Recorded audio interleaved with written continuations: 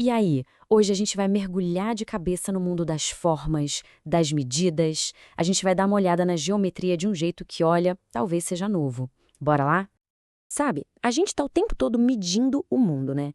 Seja para saber se um sofá cabe na sala, ou qual o tamanho de um campo de futebol, ou até para dividir uma pizza.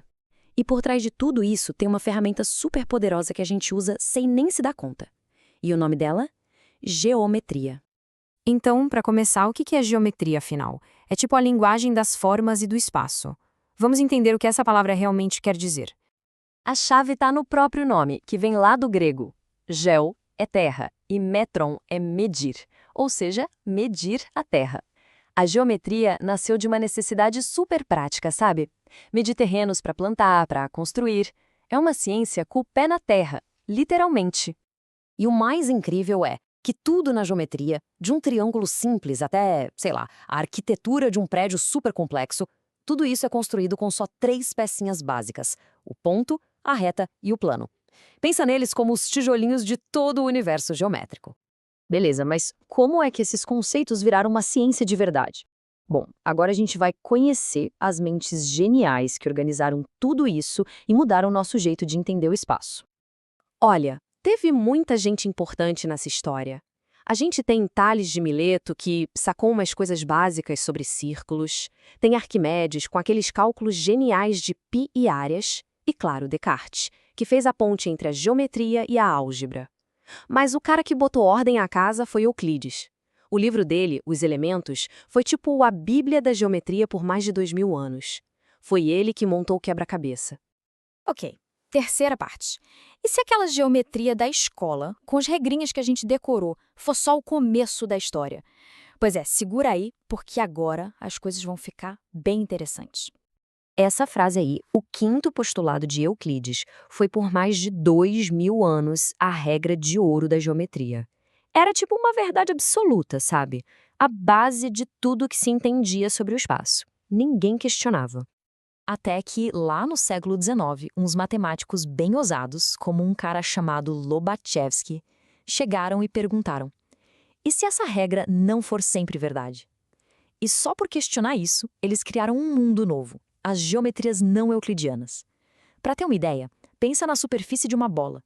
Se a gente desenhar um triângulo nela, a soma dos ângulos vai ser sempre maior que 180 graus. É uma loucura. Isso virou um mundo da matemática de cabeça para baixo. Certo. Depois dessa viagem teórica, vamos voltar para a terra firme. Geometria na prática. Vamos passar rapidinho para aquelas fórmulas que a gente usa no dia a dia para calcular a área das formas mais comuns. Começando pelo basicão, né? O quadrado. Não tem erro. 4 lados iguais, 4 ângulos de 90 graus. E a área? Moleza. É só pegar a medida de um lado e multiplicar por ele mesmo, lado ao quadrado. Simples assim. Na sequência, o retângulo. Dá para pensar nele como um primo esticado do quadrado, né? Os lados opostos são iguais, mas não todos os 4. Para calcular a área, também é super direto. É só multiplicar a medida da base pela medida da altura. E o triângulo, como fica? Imagina só pegar um retângulo e cortar ele bem na diagonal. O que aparece? Pois é, 2 triângulos idênticos. É exatamente por isso que a fórmula da área dele é base vezes altura, dividido por 2, porque ele é literalmente metade de um retângulo. É muito legal ver como uma forma está ligada na outra, né? Agora, olha só o paralelogramo. Ele parece um retângulo que tomou um empurrãozinho, ficou meio torto. Mas aqui tem uma pegadinha importante na hora de medir a altura. A fórmula é a mesma do retângulo, base vezes altura. Só que, e aqui é o pulo do gato, a altura não é a medida do lado inclinado. É a distância retinha, perpendicular, que vai da base até o topo. Esse detalhezinho muda tudo. Chegamos no trapézio. A marca registrada dele tem 2 bases que são paralelas, uma maior e outra menor. Para achar a área dele, o processo tem uns passinhos. Primeiro, a gente soma o tamanho da base maior com o da base menor. Depois, multiplica esse resultado pela altura e, por último, divide tudo por 2. É como se a gente tirasse uma média das 2 bases para depois calcular. Faz sentido? E para fechar nossa lista, o círculo. Essa forma tão perfeita. Para entender a área dela, a gente precisa chamar um número muito especial, quase mágico. Esse número é o famoso π, que a gente arredonda para 3,14. O que ele é basicamente? É a divisão entre o comprimento da borda de um círculo e o seu diâmetro. E o mais doido é que esse número é o mesmo para qualquer círculo que exista, seja ele pequeno ou gigante. Então a fórmula da área fica assim: π multiplicado pelo raio elevado ao quadrado. E só para não esquecer, o raio é a distância do centro até a borda, ou seja, metade do diâmetro.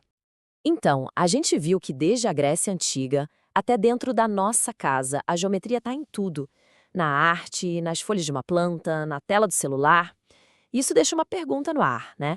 Onde mais a gente consegue encontrar esses padrões no nosso dia a dia? Se a gente parar para observar, as respostas estão literalmente em todo lugar.